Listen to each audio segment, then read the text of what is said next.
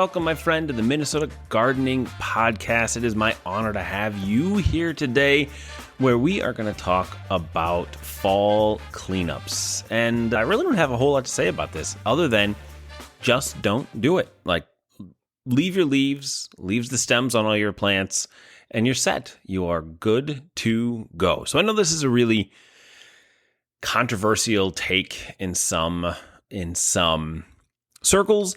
I totally understand it because everybody's worried about their leaves blowing into their neighbors' houses and those kinds of things.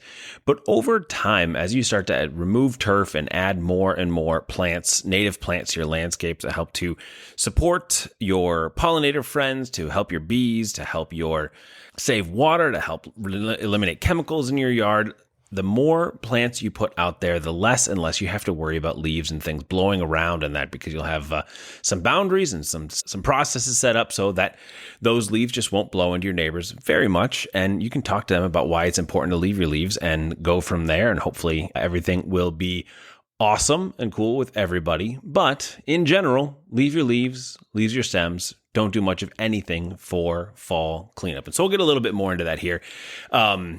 It's really important. There's been a ton of research that's been done over the course of really the last decade to really look at how a lot of insects, pollinators, other friends, chrysalises, larvae, all overwinter in leaf litter. It's really self-explanatory. As you think about the forest, you think about how the leaves fall at the base of the trunks in the forest, and then that's where all those friends live and where they overwinter. They have a lot of really cool processes that happen that basically give them antifreeze, and they go into states over the winter that they just hang, and they some of them freeze solid even. It's a fascinating way. We should have a entomologist on the podcast to talk about overwintering insects in our areas. But a lot of bees live under the leaves, and a lot of friends go down in that area. And so what happens when what I have previously advocated for handling leaves is to take your mower and go over them a couple different times and shred them so they fall down into the grass, and they keep sunlight on the grass, and they keep all the nutrients and everything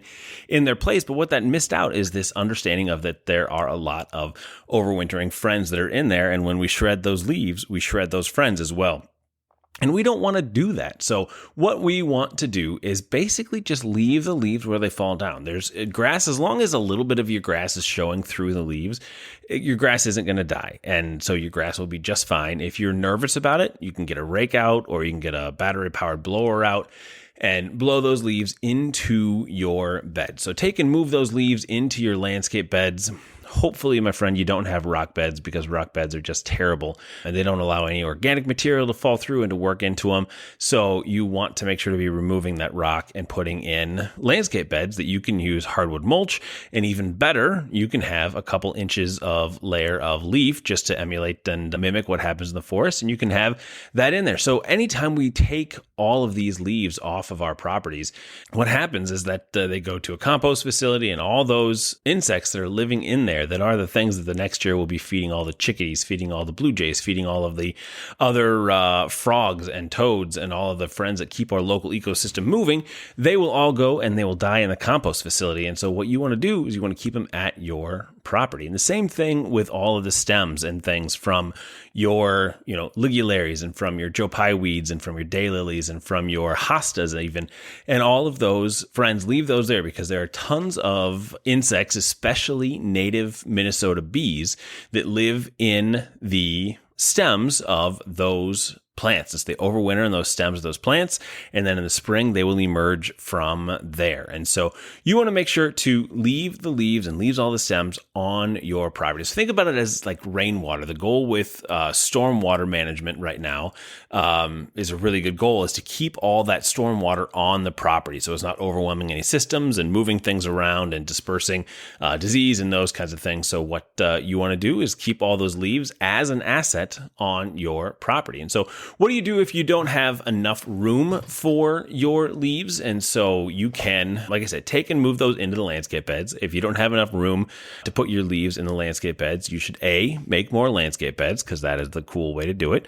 But B, you can take and pile those leaves and make a compost pile someplace on the corner of your lot or wherever you are.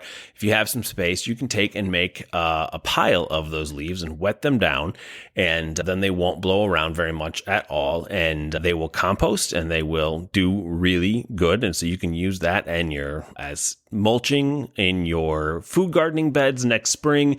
You can use those in your landscape beds after everything starts to break down. You can combine those into your food beds to add more organic material and nutrients into there and do a lot of really, really great things with those. So that's how you can handle the leaves when you have too many of them on your property. You can give them to your neighbors as well. So I know I have some friends looking at you, JBF, who has just a ton of oak trees on their property, which is awesome, but they also are really difficult to deal with. And so try these steps. Let me know how it goes, and we will go from there. So the moral of the story, and then the top of the podcast of today, is to take and make the world a better place. Leave your leaves on your property, leave your stems on your property so that you can help our pollinator friends thrive and succeed in our local ecosystem. So if you have any questions, we have a lot more information at minnesotagardening.com, and I invite you over there to check things out.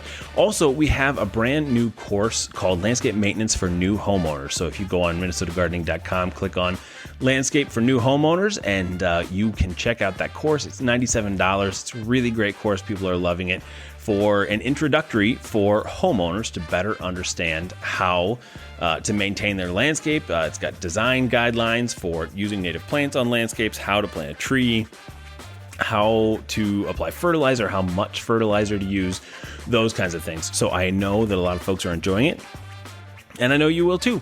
So I will talk to you next week. Have a wonderful rest of your day, and thank you so much. Go Twins.